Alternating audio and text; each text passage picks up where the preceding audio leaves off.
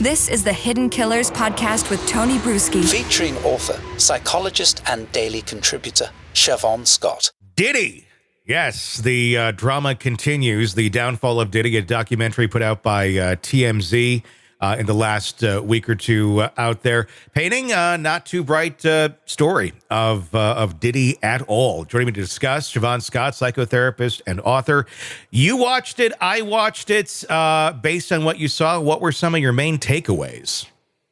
You know, the two words that just stuck in my head were the level of grotesque narcissism. Mm-hmm. That is just really shocking. And how wealthy, I hadn't paid a lot of attention to him historically, sure, but how incredibly wealthy this guy is, and the lifestyle and the power and the people that attached to him and the people that he was manipulating and exploiting and using, and just kind of a sex crazed predator. Mm-hmm. It really was quite surprising to me when I paid closer attention to the lifestyle of this person. A lot of the, I don't want to say testimony, well, some of it's testimony, and some of the court cases that have been civilly tried or settled or are still very active, they paint a concurrent picture. They match up with a lot of the same types of behavior. The violence, I guess, was what was kind of the most shocking to me of what he did behind closed doors. We heard from Cassie, we heard from another ex, and we heard stories from people who knew Kim Porter, his deceased, former partner. I don't want to call her ex; she's dead. But she just died while they were together. Specifically, what got me was the stomping, the stomping on people. Yes. Can you give me some insight into that sort of behavior and what it takes for someone to go down that sort of a road in their mind?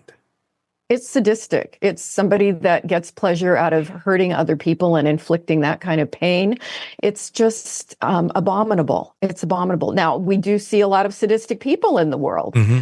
I mean, not everywhere, but they exist. And a lot of these horrendous crimes we talk about are because somebody had a sadistic element to them. Mm-hmm. And you can't blame this kind of behavior on somebody just being intoxicated and having bad judgment or getting angry or whatever. This is somebody that really enjoys hurting people. Yeah, and that doesn't develop late in life. That starts very young. So it's really aberrant and troubling. It's a pattern of behavior, without a doubt, that we see here. And it makes it even more disturbing. We've seen now not a lot from Diddy since all this has come out, but there has been some video of him and his mom hanging out. Like, it's kind of like that's all that's left to be hanging out with at his house. That's got to be an interesting conversation, to be a fly on the wall there. What's your thoughts on what that relationship might be like if she's still standing by her son, despite all these other women saying, he did this horrible stuff to me? Yeah, my guess is she is, just because if you produce a monster like this, if this is your child, you have been feeding that narcissism and been feeding that ego, probably his entire life. And so that's probably another pattern that's not changing. It makes you wonder, because sometimes, your parents can be, loving critics. Sometimes, not to everybody, but sometimes they can be. But it makes you wonder a little bit about, and I'm just speculating here, the money and the power that he was able to attain in life, if you start giving that back to your parents, who may otherwise be those people who could stop you and say, let's take another look at this. I wonder how much that's influenced that relationship to keep her there, and to also, still, I guess, have an opinion of her son that doesn't keep her, far, far away. Mm-hmm. Mm-hmm.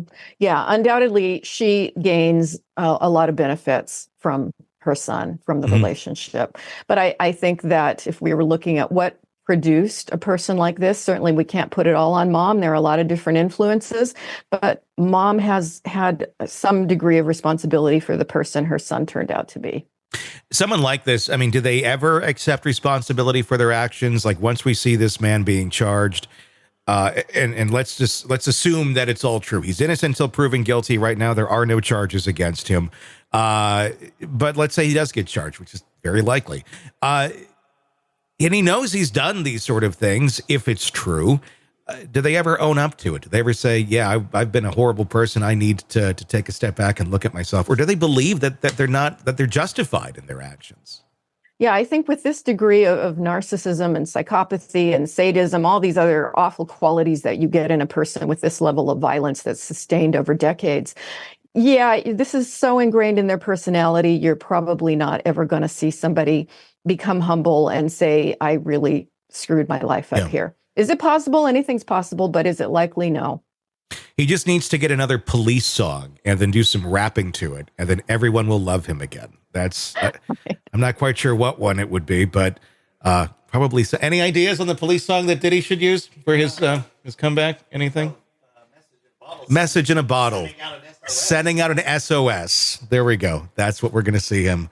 A little rap, a little dance on stage, and then everyone will forgive and forget, or not. Want to listen ad-free? Want advanced access to all of our interviews before anyone else? Become a True Crime Today Premium Plus subscriber on Apple Podcasts. You get every episode commercial-free. So you can binge on true crime until you can binge no more. Search True Crime Today Premium Plus on Apple Podcasts now, or go to our podcast page and sign up now. More of the Hidden Killers podcast next.